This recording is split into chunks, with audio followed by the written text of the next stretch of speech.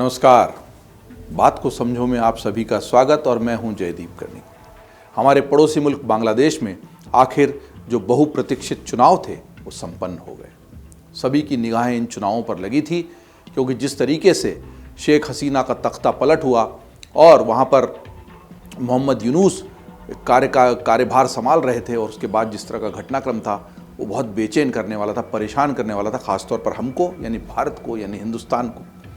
हिंदुओं पर होने वाले अत्याचार लगातार चर्चा का सबब बने थे, लगातार चिंता की वजह भी बने हुए थे और उसी के चलते चलते वो कड़वाहट वहाँ पहुँच गई थी जहाँ पर बांग्लादेश के विश्व कप T20 में खेलने को लेकर भी लगातार तनाव बना रहा।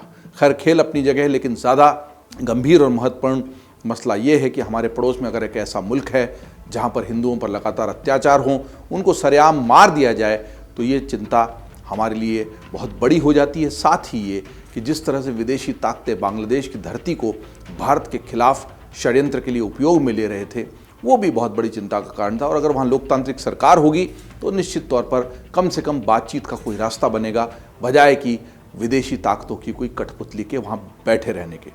तो बात को समझो में कोशिश करते हैं ये समझने की कि कम समय में कम लफ्ज़ों में ये जाने कि बांग्लादेश के चुनाव में आखिर हुआ क्या, इसका परिणाम क्या है और आगे हम इसको किस तरीके से देख सकते हैं। सबसे पहले समझते हैं कि बांग्लादेश के जो चुनाव हुए उसमें नतीजे क्या रहे। बांग्लादेश की संसद को दरअसल जातीय संसद कहा जाता है, जिसमें कुल 300 सदस्य सीधे जनता द्वारा चुने जाते हैं। वहीं पर 50 सीटें महिलाओं के लिए आरक्षित होती हैं जो सीधे निर्वाचित सदस्यों द्वारा चुनी जाती है। मतलब जो निर्वाचित होते हैं वो इन 50 महिला सीटें जो आरक्षित हैं उनके लिए वो करते हैं, निर्वाचन इनके बीच में होगा जो 300 लोग चुने जाएंगे। अब 18 वर्ष या उससे अधिक आयु के जो बांग्लादेशी नागरिक है वोट डाल सकते हैं। तो ये सामान्य जो प्रक्रिया अपनाई जा रही है हमारे मुल्क में भी, वहाँ पर भी है इस बार। लेकिन 300 में से 299 सीटों पर ही चुनाव हो पाए। एक सीट पर उम्मीदवार के निधन की वजह से चुनाव टल गया। 299 सीटों पर हुए इस चुनाव में 213 सीटों पर मतलब ज़बरदस्त बहुमत के साथ तारिक रहमान की BNP पार्टी यानी बांग्लादेश नेशनलिस्ट पार्टी और उनके सहयोगियों की जीत मिली है। वहीं जमात इस्लामी और उसके अन्य कट्टरपंथी दलों को, वो जो गठबंधन था और पूरे कट्टरपंथी दलों को, उनको महज 76 सीटों पर संतोष करना पड़ा है। इस बड़ी जीत के बाद बांग्लादेश नेशनलिस्ट पार्टी यानी BNP के अध्यक्ष तारिक रहमान का बांग्लादेश का अगला प्रधानमंत्री बनना तय ही है। लेकिन रहमान के प्रधानमंत्री बनते ही 35 साल बाद बांग्लादेश की कोई पुरुष प्रधानमंत्री मिलेगा, क्योंकि इसके पहले तक यहाँ पर 2 बेगमों का राज था।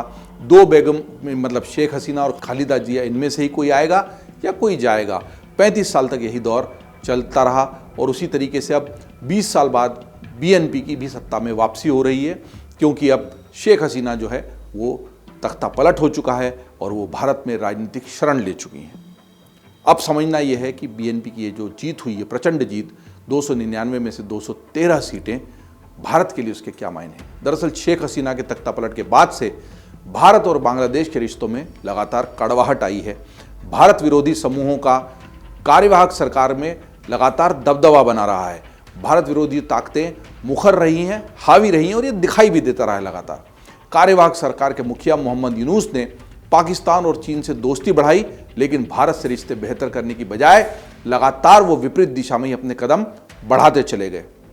दूसरे नंबर पर रहे कट्टरपंथी दल जमात इस्लामी की पाकिस्तान की खुफिया एजेंसी ISI का प्रभाव भी किसी से छुपा नहीं है। जमात इस्लामी हालांकि बहुत ज़्यादा सीटें नहीं जीत पाई है, लेकिन उसका जो प्रभाव है वो महत्वपूर्ण है और वो चिंता पैदा करने वाला है। और ये जमात इस्लामी का जो ISI से तालमेल है, गठबंधन है, ISI का सीधा सीधा जैसा प्रभाव है इस जमात इस्लामी पर, वो भी किसी से छुपा नहीं है। शेख हसीना की पार्टी पर लगे प्रतिबंध और बिगड़ते रिश्तों के बीच BNP की जीत भारत के लिए थोड़ी राहत भरी खबर हो सकती है इसलिए कि आगे का रास्ता अभी ठीक तरीके से स्पष्ट नहीं है। हालांकि BNP प्रमुख तारिक अनवर की मां और पूर्व प्रधानमंत्री खालिदा जिया के निधन पर विदेश मंत्री जयशंकर ढाका पहुंचे थे। वहां उन्होंने तारिक अनवर से मुलाकात भी की थी। BNP ने अपने घोषणा पत्र में भी भारत से दोस्ती पर जोर दिया था। तो भारत अपनी तरफ से कदम बढ़ा चुका था। भारत ने भांप लिया था कि अगर BNP आगे जाकर सत्ता में आती है तो हमें अपने संबंध बनाने पड़ेंगे, और इसीलिए खालिदा जिया के निधन पर खुद विदेश मंत्री एस जयशंकर वहाँ गए। और अच्छी बात यह है कि वो मुलाकात पहले से ही जो भावी प्रधानमंत्री हैं अभी बांग्लादेश के, उनसे मिल चुके हैं।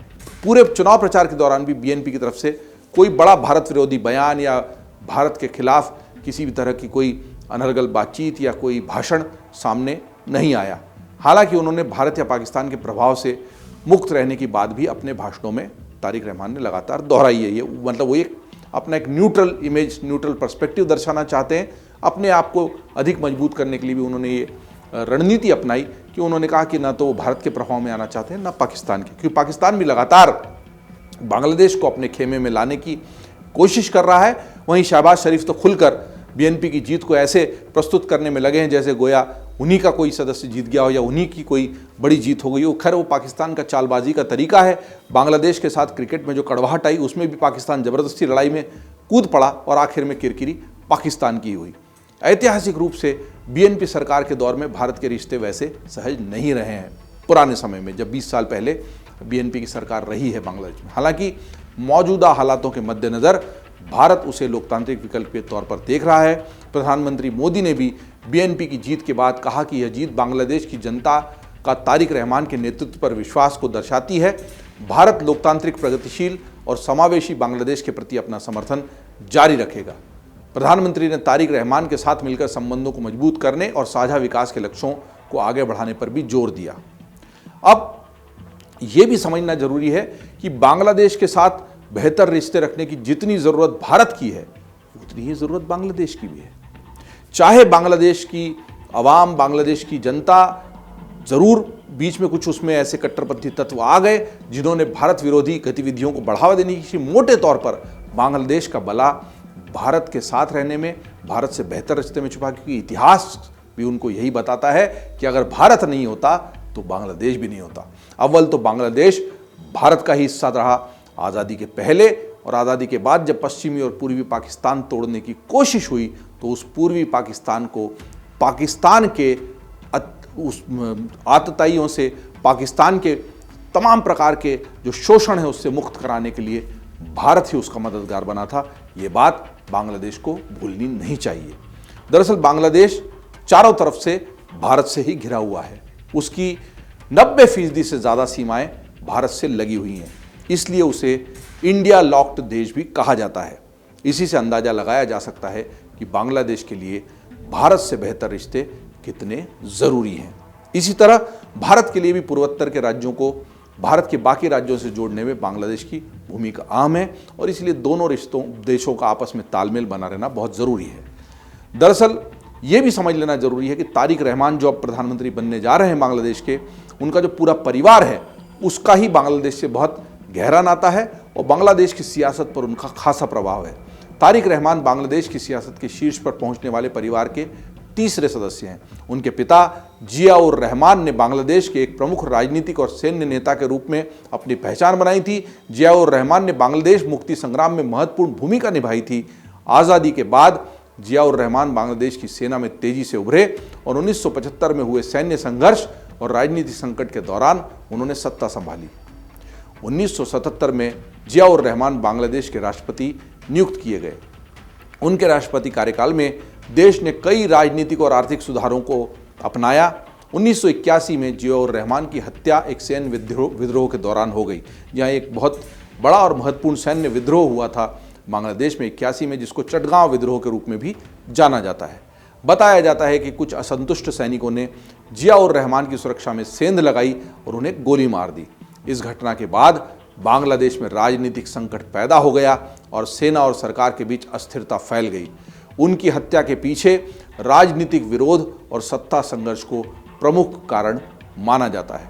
जियाउर रहमान ने बांग्लादेश नेशनलिस्ट पार्टी की स्थापना की थी, जो आज भी देश की प्रमुख राजनीतिक पार्टियों में से एक है, और इस बार के चुनाव में तारिक रहमान की अगुवाई में पार्टी ने प्रचंड बहुमत हासिल कर लिया है। तारिक की मां खालिदा जिया साल 1991 में पहली बार बांग्लादेश की प्रधानमंत्री बनी थी। इसके साथ उन्होंने बांग्लादेश की पहली महिला प्रधानमंत्री बनने का भी गौरव हासिल किया था। इसके बाद साल 2001 से 2006 तक दूसरी बार भी वे बांग्लादेश की प्रधानमंत्री बनी। खालिदा का परिवार जलपाईगुड़ी में चाय का व्यापार करता था और वहां से पलायन करके दिनाजपुर पहुंचा था। साल 1960 में खालिदा जिया की शादी आर्मी कैप्टन जियाउर रहमान के साथ हुई, जो बाद में बांग्लादेश के राष्ट्रपति बन गए। साल 1983 में जब खालिदा बीएनपी चीफ बनी, उनकी पार्टी के कई वरिष्ठ नेताओं ने खालिदा की काबिलियत पर शक जताते हुए पार्टी छोड़ दी थी, इस्तीफा दे दिया था। तो ये इतिहास है तारिक रहमान के परिवार का, जो अब बांग्लादेश के प्रधानमंत्री बनने जा रहे हैं। तारिक रहमान खुद अपने ही देश से निर्वासित होकर चले गए थे। उन पर जो तमाम मुकदमे थे उनको देखते हुए वो विदेश में रह रहे थे, और ये भी उनको डर था कि जब वो बांग्लादेश लौटेंगे तो उन पर मुकदमे चला दिए जाएंगे या उनको गिरफ्तार कर लिया जाएगा। ये सब नहीं होगा, इसी शर्त पर वो लौटे थे, और तभी से लग रहा था कि तारिक रहमान आने वाले समय में बांग्लादेश की राजनीति में बड़ी भूमिका निभाएंगे। तो तारिक रहमान जो जियाउर रहमान के बेटे हैं, और खालिदा जिया उनकी माताजी जिनका हाल ही में देहांत हुआ, उनकी जो प्रति सहानुभूति की लहर थी खालिदा जिया के प्रति, वो भी उनको मिली है। देखना यह है कि जिन शेख हसीना के खिलाफ तख्ता पलट हुआ और जो भारत में शरण ले रही है, उनको देखते हुए तारिक रहमान का रुख भारत के प्रति कैसा रहेगा। हालांकि बांग्लादेश खुद अगर ये समझता है कि उसकी भलाई इसी में है कि भारत से बेहतर संबंध रखे, अगर वो विदेशी हाथों की कठपुतली नहीं बनना चाहता है। तो आने वाले समय में बांग्लादेश में क्या होगा, इस पर हम नजर बनाए रखेंगे। आप बाकी खबरों के लिए देखते रहिए अमरउजाला.com। अगर आप ये वीडियो YouTube पर देख रहे हैं तो हमारे चैनल को सब्सक्राइब कर बेल आइकन दबाएं, और Facebook पर देख रहे हैं तो हमारे पेज को लाइक करें।